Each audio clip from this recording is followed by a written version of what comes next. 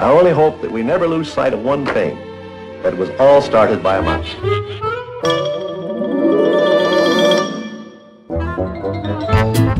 Hello, and welcome to the Mickey Manual Podcast. We are your hosts. Hi, I'm Anthony Negron. And I am Colton Suarez. And we're going to talk about Disney and web development and news and trivia and tips and all kinds of stuff on this show that we are honestly still figuring out between the two of us. So welcome along to what should be a very interesting ride. It's going to be a very interesting ride, yes. I mean, either way, it's going to be interesting. It's going to be a spectacular success or a miserable failure. And hopefully, it's interesting both ways. I'm not going for failure. I am going 100% into this right now because I'm very excited it was to come. I have grand plans. I mean, I'm very excited too. I just think that if we're going to fail, it should be a spectacular blaze of glory. Oh, yeah. I'm going down like, who is it, Goose in Top Gun? Too soon, man. Too soon. Goose! Who are you? You're Iceman? I haven't seen Top Gun in forever. I mean, I like to think of myself as Maverick, but, like, I guess I could be Iceman. Maverick. I don't know. I don't know. Well, more to the topic. Who are we? I'm Anthony Negron. I am a web developer out of Florida. I live 2.5 hours away from Walt Disney World. Up until recently, I was a pass holder of 2 years, and I am really interested in creating a website that I don't believe that there exists on the internet. And I am looking for a better way to describe myself than a content creator, which I think is just a horrible term. It's so sanitized. But calling myself an artist sounds very pretentious. I don't know. I make things for the internet and for myself and for my friends, and I live in New York, on the other side of the country from Disney World, but that doesn't stop me from going as much as I can. Oh, yeah, I think you've been to Disney more than I have, and I live 2.5 hours away, and you live on the northeast coast of the United States. That's crazy to me. Well, to be fair, I think I've been going to Disney regularly a bit longer than you have. My family started the whole, annual trip thing when I was 6 months old. So I actually don't remember a time before I was going to Disney, at least semi-regularly. Although the past 2 years, I've been an annual pass holder, which is always interesting to tell people that I'm not only an out-of-state annual pass holder, but an out-of-region annual pass holder. And I think I'm averaging about 30 days in park a year. Wow. I don't think that at my peak in, I believe it was 2017, I averaged 30 days in the year. That's insane. I mean, it's a humble brag. Regardless, we're both two very big fans. I think it's fair to say that in our own ways, we have found ways to express and live and share our fandom, both with ourselves and our families and the larger community. Exactly. I have 2 kids. They love going. It's a legacy almost. It's a tradition at this point, even though we've only regularly been going for 2 years. It's something that we looked forward to, even though I'm not a pass holder anymore. I won't be until 2021. I look through the PhotoPass pictures and all of the miscellaneous things that I collected from the parks. I have a tram sign, I have painted rocks, I have park maps. It's really something that we're never going to forget. These 2 years are something we're never going to forget. So hopefully we weren't too self-important with establishing our own credibility. But we are not just here to talk about all of our reasons for loving Disney and all of our justifications for how much we love it. We're here for a larger conversation about various other topics. So we are both, Anthony, I think it's fair to say both, and you can totally put me in my place if I'm wrong, working on development for a website that was your idea. That, I mean, you're the one taking the lead on it. You're doing all of the back end. I think I'm doing a bit more of the creative and content side of things. I feel really weird talking about it as like a multiple person team effort, because to me it feels very much like your project. No, it's everybody's project, and I think that's the point, but keep going. and we wanted to document the development of that, and also just have some general Disney conversation, talk about the thing that we all love at the same time. Exactly. Just getting back to what I said a couple seconds ago, this is everybody's project. So basically the site is called mickeymanual.com. This is something I've been developing for the last 2 years. Scratch that. This is something I've been developing for the last year. I'm going into the second year of development. And I've gotten tons of input by a lot of people who are really interested, and that's what this podcast is all about. It's a supporting player in the vision of the website.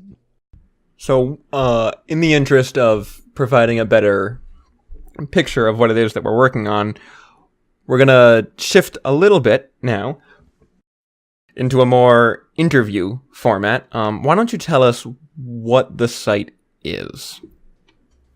Okay. Going back to the very first time I had an inkling of the website, it was the first time that I have been to Disney with my daughters, and my daughters were old enough to see it because I did take them earlier on. I'm going to ramble now.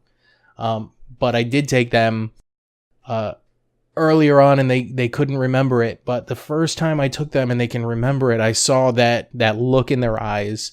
And I knew what they were feeling because I felt that the first time I went to Disney too. So I'm building a website that is basically an archive of everything, absolutely everything Disney.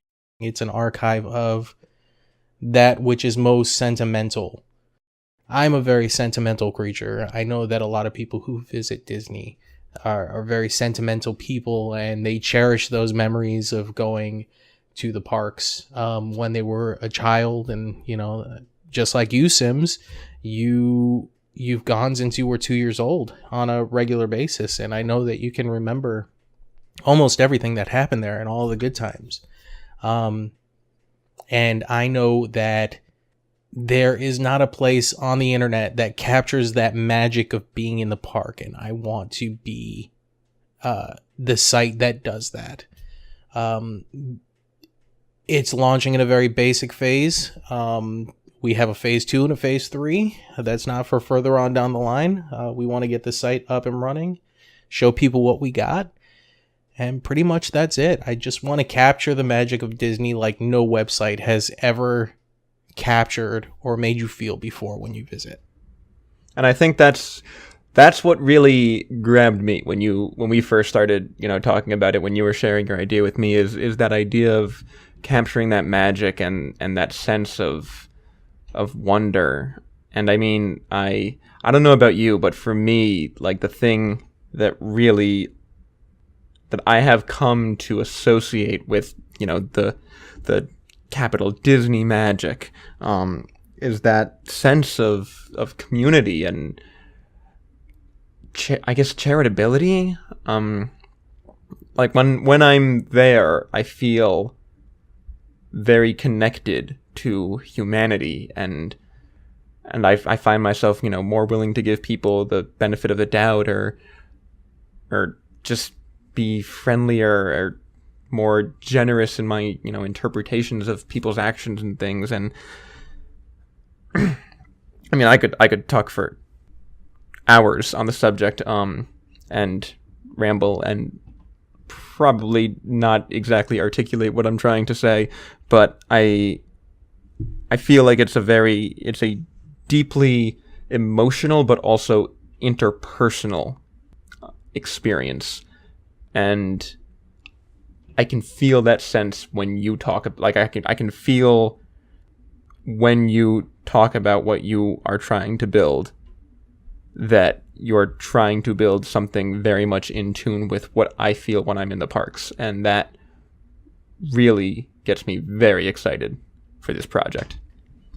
Yes. And it's funny that you talk about community and you talk about charity and this sense of unity in the parks, because that is what I want to make the website. I want to make it feel like you're at Disney. I want the community to drive that sentimentality that you feel when you leave the parks, whether it be on the Tragical Express, as I've heard it coined, from the hotel room, or from the resort, or driving home 16 hours from Walt Disney World. You feel that sense of, I wouldn't say dread. It's almost like I'm leaving home, like they say, welcome home when you're at Disney.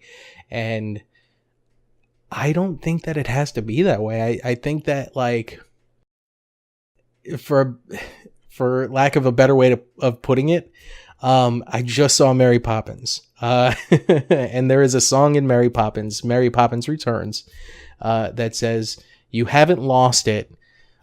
It's somewhere hiding," and that feeling is somewhere hiding. And basically that's what I want the site to be. I want the site to bring out that raw emotion you feel in the parks. So with any luck, we've explained a little bit of what we're working on at this point. Maybe more the feeling that we're going for than the content itself. If you do have any questions, now is probably a good time to say that you can best reach us on Twitter. We are at Mickey Manual, and if you have any questions that you would like us to address directly on the show, you can use the hashtag AskMickeyManual, and we'll take a look at that. We take a look at that before all of our shows, and we take the questions that you ask, and we will address that going forward. So that's our show, I think. Yeah. So next time we're going to be a bit more what we're hoping our usual formula will be. We'll see how that works out and how we like it, and probably adjust some things as we go, because that's, who knows? Who really knows how to do anything in life? But we try our best. So next time we'll be doing a bit of news. We'll be a little topical. We'll try to find some things to have a discussion on, and then we'll get to some tips and tricks for when you're down in Disney. And if I can come up with anything interesting, there might even be some trivia. Oh, yes. Everybody loves Disney trivia. Yeah, possibly some news. We'll see what we get to next week. I'm not sure what the news is going to be.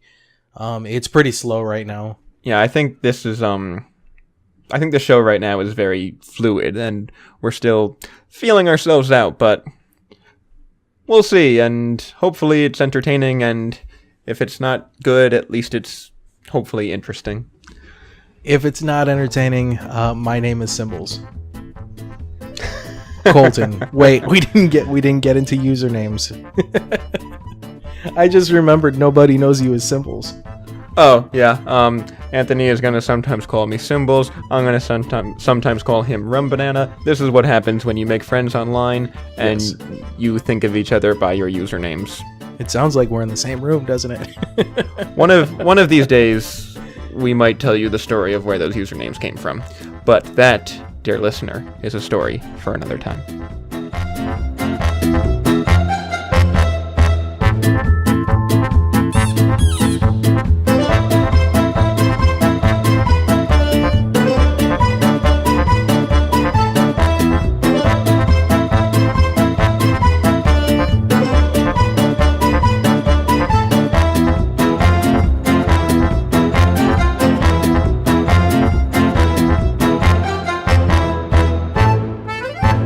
See ya real soon.